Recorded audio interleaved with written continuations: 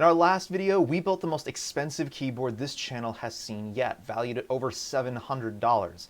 This time, as a palate cleanser and exploration of the opposite end of spending, we opted to try and build the cheapest keyboard we've ever built, coming in at only $85. The end result is obviously lacking, but is it doing so in a way that breaks the value proposition? Before we find out, just a reminder to toss us a thumbs up on the way out and get subscribed and follow us on social media so you don't miss any of our content when it goes live. And as always, links for everything talked about in today's video will be down in the description. Alright, now let's get to it. The platform we chose was the Test 68 Switch Tester by CIY and NuFi, coming in at a mere $20 US and offering up a simple but odd package. Basic tray mount design, cheap plastics, thin steel plate that fits so tightly it scuffs the corner of the case if you aren't careful, and it offers hot swap. The included plate mount stabs aren't all that bad actually, considering the price of the build. Oddly, the sockets are north-facing, even though the board has no LEDs at all.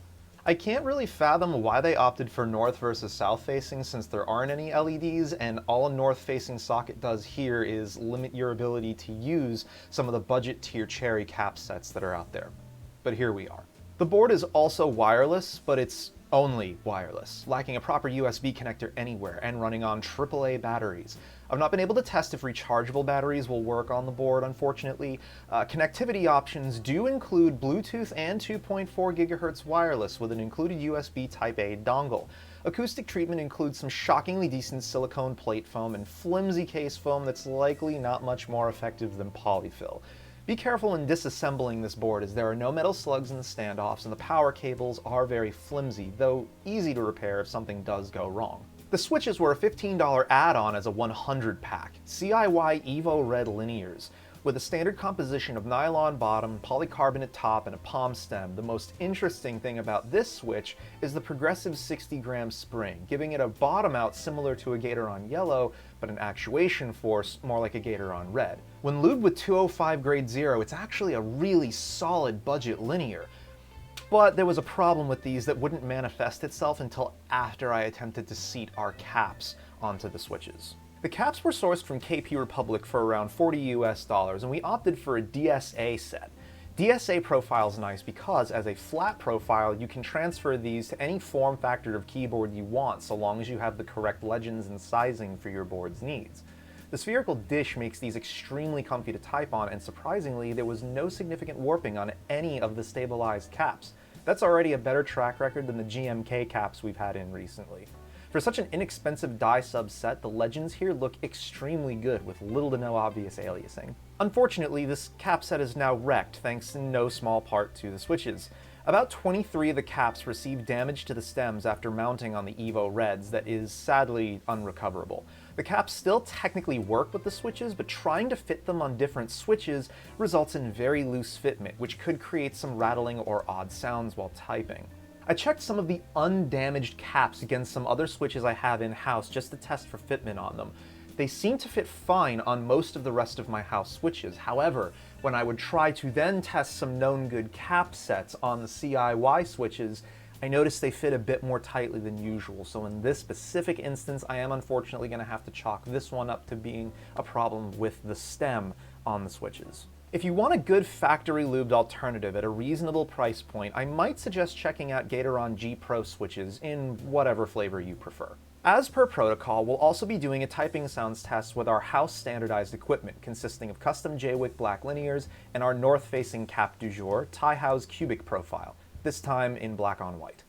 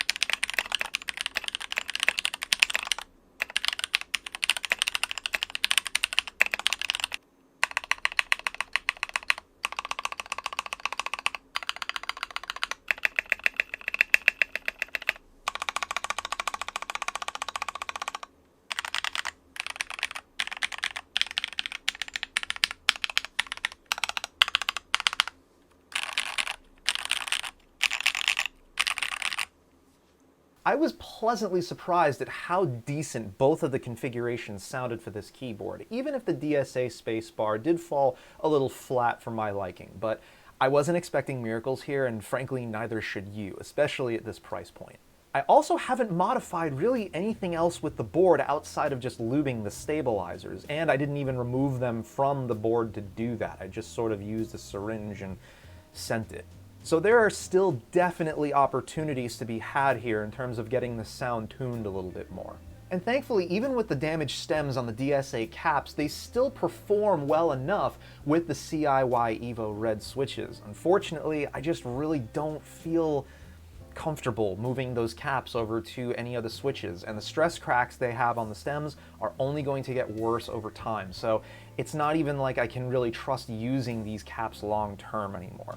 So impressions time. The bare bones is about as cheap as you can get, and while it's limited on features and uses disposable batteries to power it, which I am not a fan of at all, you could conceivably use rechargeable batteries with this and end up with a basic but adequate beater board to carry around that's not going to weigh much, and if something breaks, you didn't exactly spend much in the first place. The switches are almost very nice for the price, at least after you lube them. However, given the issue with the cap fitment on the stems, I have to advise against using these until we receive word that the stems were revised to avoid breaking cap stems. Speaking of the caps, these are some of the nicest budget keycaps I've ever used. If DSA is a profile you've always wanted to try but have a hard time justifying some of the pricing for more premium sets from players like Signature Plastics, these are an easy recommendation. As for the total keyboard, that's gonna kind of depend entirely on the kind of user you are. If you want a custom keyboard just to travel around with that costs as little as possible but still gives you a customized sound and feel, this is a totally valid way to do it. And in fact, I've been using this keyboard as a travel companion of mine for several months now, and I've been very pleased with its performance overall. However, if your goal is strictly to save as much money as possible, and you're not necessarily as concerned with the customization aspect of keyboards, you may be better served looking in and around this same price point at some of the other pre-built options that are out there. But where do you sit with this kind of build? Let me know down in the comments below. And if you made it to the end of the video, thank you so much for watching. You're the real goats. Remember to toss us a thumbs up on the way out if you liked what you saw, get subscribed and notified, and follow us on social media so you don't miss any of our content when it goes live. And remember to start following us over on our Ko-fi page. There's going to be some exclusive content going up there soon. You won't want to miss it. And until next time, take it easy, everyone.